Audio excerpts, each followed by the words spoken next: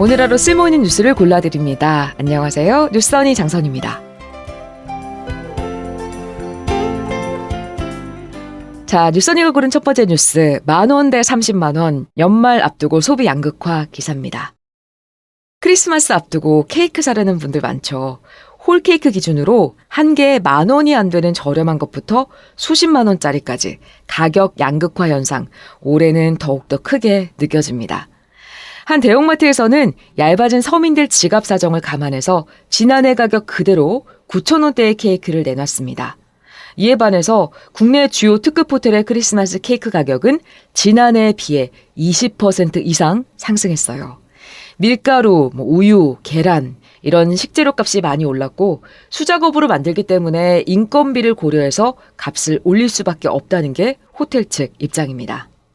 신라호텔은 프랑스 디저트 와인 샤토 디캡을 사용한 더 테이스트 오브 럭셔리 케이크를 한정 판매하는데 고급 식자재인 블랙 트러플이 40g 들어가서 가격이 무려 30만 원입니다. 그랜드 인터컨티넨탈 파르나스 호텔은 지난해 판매한 메리고라운드 케이크 가격을 올해 25만 원에 판매하는데 이건 지난해보다 25% 오른 가격이에요. 조선호텔 리조트가 운영하는 웨스틴 조선 서울은 28만 원짜리 트리 모양 케이크, 브라이트 화이트 트리를 포함한 4종의 한정판 케이크를 내놨습니다. 자, 이렇게 개당 30만 원 안팎의 가격에도 일부 호텔의 경우 케이크 예약이 다음 주까지 꽉 찼다고 하네요. 자, 이런 분위기 크리스마스 케이크에 국한된 건 아니죠.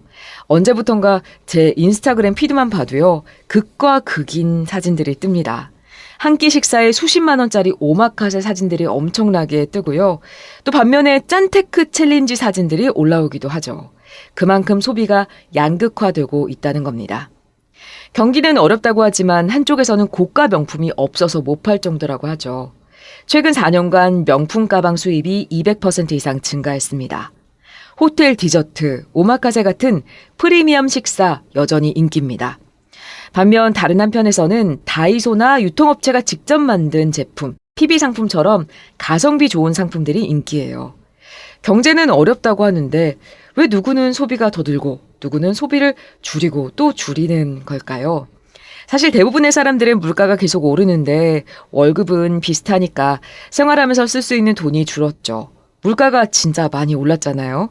여기에다가 금리, 또 금리가 오르니까 대출이자 갚는데 돈이 더 많이 나가고요. 반면 고소득층은 수입이 더 늘었다고 합니다. 자, 근데 이렇게 양극단의 사람들이 따로따로인 경우도 있지만요. 소비 패턴 자체가 극단인 경우도 많습니다. 극단적으로 절약하다가 어떤 경우에는 크게 소비를 하는 거죠. 그런 걸 앰비슈머라고 해요. 양면성을 의미하는 앰비벌런트와 소비자를 의미하는 컨슈머를 합친 말이죠. 돈을 아껴야 할 부분은 꼼꼼하게 따져서 지출을 최대한 줄이고 그렇게 아낀 돈을 모아서 큰 돈이 들어가는 경험을 한 번씩 소비하는 겁니다. 예를 들어서 생활용품은 중고거래로 굉장히 저렴하게 사고 그렇게 아낀 돈으로 명품을 사거나 또 해외여행을 가는 거죠. 이런 양극화 현상 앞으로 더욱 가속화할 거라고 전문가들은 입을 모읍니다. 오르는 물가가 꺾일 기미가 보이지 않고 또 우리나라 경제가 낮은 성장률을 보일 것으로 예상되기 때문인데요.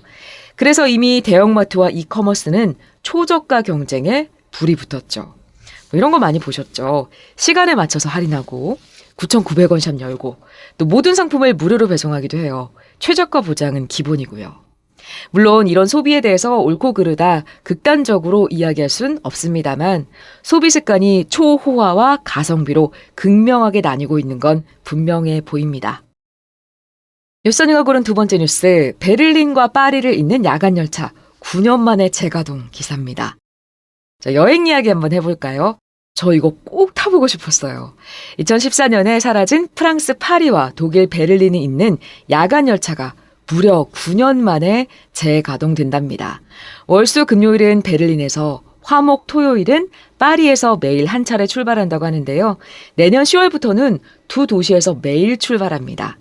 첫 열차는 베를린에서 오후 8시 26분에 출발해서 14시간 뒤인 오전 10시 24분 파리 동역에 도착하는데요. 비용은 사전 예약하면 좌석칸은 29.90유로, 42,000원 정도가 되겠죠. 그리고 침대칸은 92.90유로, 13만 원 정도에 이용할 수 있습니다. 자, 그럼 왜 재가동되는 걸까요? 유럽에서는 그동안 야간열차가 저가항공사가 등장하고 또 고속열차와의 경쟁에서 밀리면서 상당수 노선이 문을 닫았었습니다. 그런데 비행기나 자동차보다 기차가 이산화탄소를 적게 배출한다는 친환경적인 이유로 야간열차가 재조명되고 있는 거죠. 2020년 엠마뉴엘 마크롱 프랑스 대통령은 2030년까지 10편의 새로운 야간열차 노선을 개설하겠다는 목표를 내세우기도 했습니다. 이를 위해 프랑스 정부는 약 1억 유로, 1,420억 원을 투자해서 노후한 노선을 재정비하고 객차도 재정비했습니다. 이런 정책으로 현재 파리 니스, 파리 루르드 등 국내선과 파리와 오스트리아 빈을 잇는 야간 열차가 운행되고 있죠. 승객의 호응도 좋은데요. 올 여름에만 프랑스에서 총 21만 5천 명이 야간 열차를 이용했는데 이건 지난해 여름보다 15% 증가한 거라고 해요. 다만 야간 열차가 여전히 운영사 입장에서는 수익성이 떨어지는 사업이라고 합니다.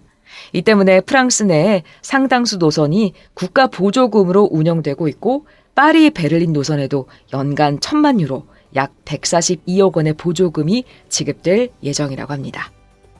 자, 오늘 뉴스언니가 준비한 소식은 여기까지입니다. 오늘 하루도 행복하세요.